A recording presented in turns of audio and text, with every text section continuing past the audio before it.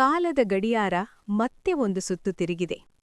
ನಿನ್ನೆ ಎನ್ನುವ ನೆನಪುಗಳನ್ನು ಮೌನವಾಗಿ ಎದೆಗೆ ಒತ್ತಿಕೊಂಡು, ಇಂದು ಎನ್ನುವ ಆಶೆಯನ್ನು ಕೈಹಿಡಿದು, ನಾಳೆ ಎನ್ನುವ ಕನಸಿನ ಕಡೆ ನಾವು ನಡೆಯುತ್ತಿದ್ದೇವೆ. ಹೊಸ ವರ್ಷ ಎಂದರೆ ಕೇವಲ ದಿನಾಂಕ ಬದಲಾವಣೆಯಲ್ಲ ಸ್ನೇಹಿತರೆ, ಅದು ಮನಸ್ಸಿನೊಳಗೆ ಬೆಳಗುವ ಹೊಸ ಬೆಳಕು. ನೋವಿನ ಪುಟಗಳನ್ನು ನಿಧಾನವಾಗಿ ಮುಚ್ಚಿ, ಭರವಸೆಯ ಹೊಸ ಅಧ್ಯಾಯವನ್ನು ತೆರೆದು ನೋಡುವ ಧೈರ್ಯ.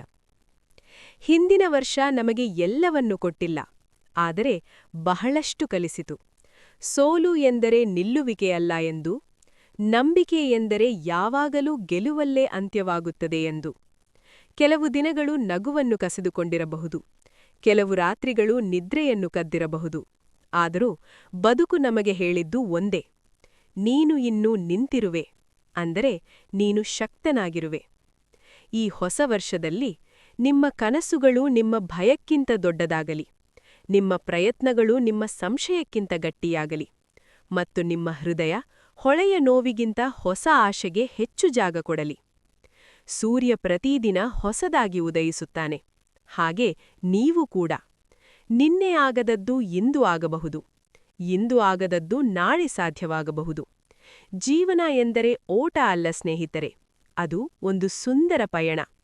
ಕೆಲವೊಮ್ಮೆ ನಿಧಾನ, ಕೆಲವೊಮ್ಮೆ ಕಠಿಣ, ಆದರೆ ಪ್ರತಿ ಕ್ಷಣವೂ ಅರ್ಥಪೂರ್ಣ. ಈ ಹೊಸ ವರ್ಷದಲ್ಲಿ ನಿಮ್ಮ ಮನೆಯೊಳಗೆ ನೆಮ್ಮದಿ ವಾಸವಾಗಲಿ, ನಿಮ್ಮ ಮಾತಿನಲ್ಲಿ ಸೌಮ್ಯತೆ ಹೊಳೆಯಲಿ, ನಿಮ್ಮ ಕಾರ್ಯಗಳಲ್ಲಿ ಸತ್ಯದ ಶಕ್ತಿ ಇರಲಿ, ಮತ್ತು ಎಲ್ಲಕ್ಕಿಂತ ಮುಖ್ಯವಾಗಿ ನೀವು ನೀವಾಗಿರುವುದಕ್ಕೆ ಹೆಮ್ಮೆಪಡುವ ವರ್ಷವಾಗಲಿ. ಇದು ಕೇವಲ ಹೊಸ ವರ್ಷ ಅಲ್ಲ, ಇದು ಹೊಸ ನಂಬಿಕೆಯ ಆರಂಭ, ಹೊಸ ಕನಸುಗಳ ಕರೆ, ಮತ್ತು ಹೊಸ ಬದುಕಿನ ಮೃದುವಾದ ಸ್ಪಂದನೆ. ನಿಮ್ಮೆಲ್ಲರಿಗೂ ಹೃದಯ ತುಂಬಿದ ಹೊಸ ವರ್ಷದ ಶುಭಾಶಯಗಳು. ಹ್ಯಾಪಿ